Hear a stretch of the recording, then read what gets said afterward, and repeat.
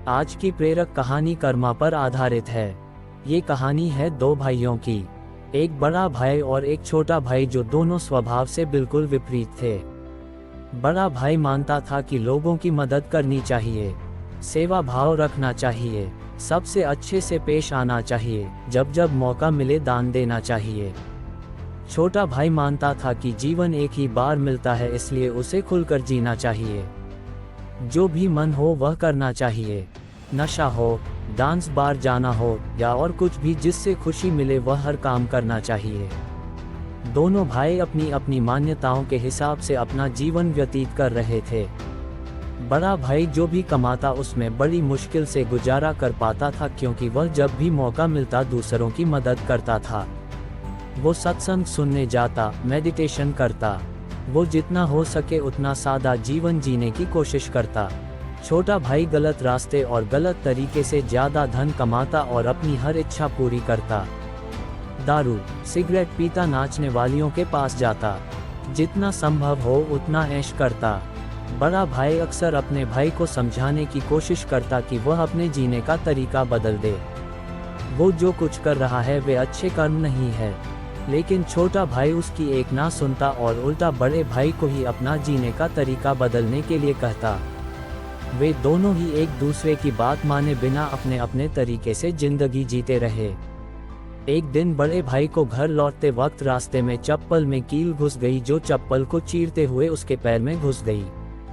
उसे बड़ा दर्द हुआ। दर्द इतना ज्यादा था कि वह ठीक से चल भी नहीं पा रहा था, लेकिन फिर भी जैसे तैसे लंगड़ाते दर्द सहन करते अपने घर तक पहुंच गया। घर पहुंचने के बाद उससे बिल्कुल भी खड़ा हुआ नहीं जा रहा था।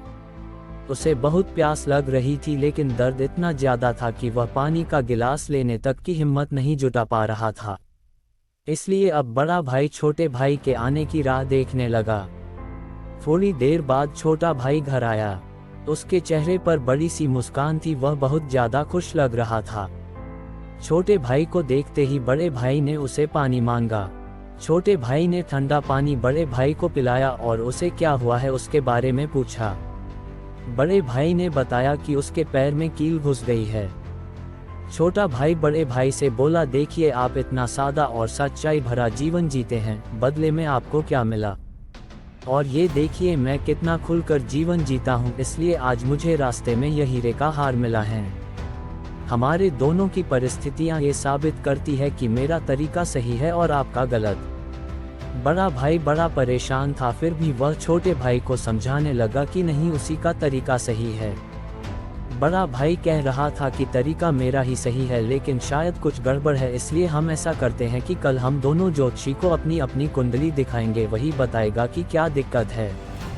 वह जिस ज्योतिष की बात कर रहे थे वह बहुत बड़ा जाना माना ज्योतिषी था।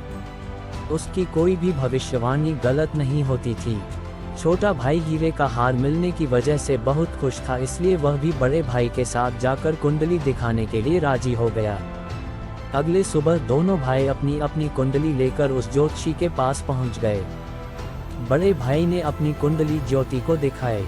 उस कुंडली को देखते ही ज्योतिषी बोला, बाप रे बाप, किस अभागे की यह कुंडली है, ये तो अब तक मर गया होगा।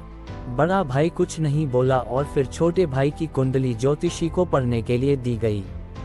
उसकी कुंडली देखते ही ज्योतिषी खुशी से बोल पड़ा, ये बहुत अच्छी कुंडली है, इसमें तो राजयोग लिखा है, यह जरूर अब तक मंत्री बन गया होगा।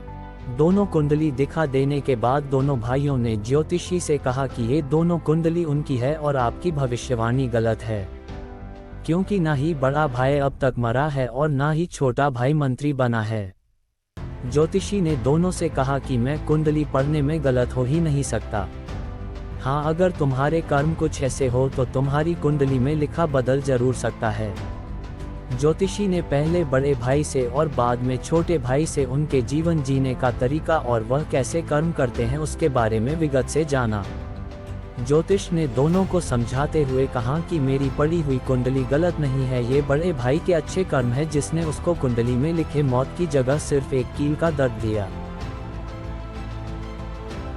और दूसरी तरफ छोटे भाई के बुरे कर्म है जिसकी वजह से उसका राजयोग चल गया और उसे सिर्फ एक छोटा सा हीरे का हार मिला जिसे जल्द ही बेचकर खत्म कर देगा। दोस्तों, छोटी सी ये प्रेरक कहानी हमें वही सदियों पुरानी बात याद दिलाती है कि जैसे कर्म होंगे वैसे ही फल होंगे। अगर हमारा वर्तमान अच्छा या बुरा है तो वह हमारे पहले पुराने कर्मों की वजह से है, और हमारा भविष्य अच्छा या बुरा होगा वह हमारे वर्तमान के कर्मों के हिसाब से होगा। इसलिए हमेशा ध्यान रखें कि अच्छे कर्म करना ना छोड़ें।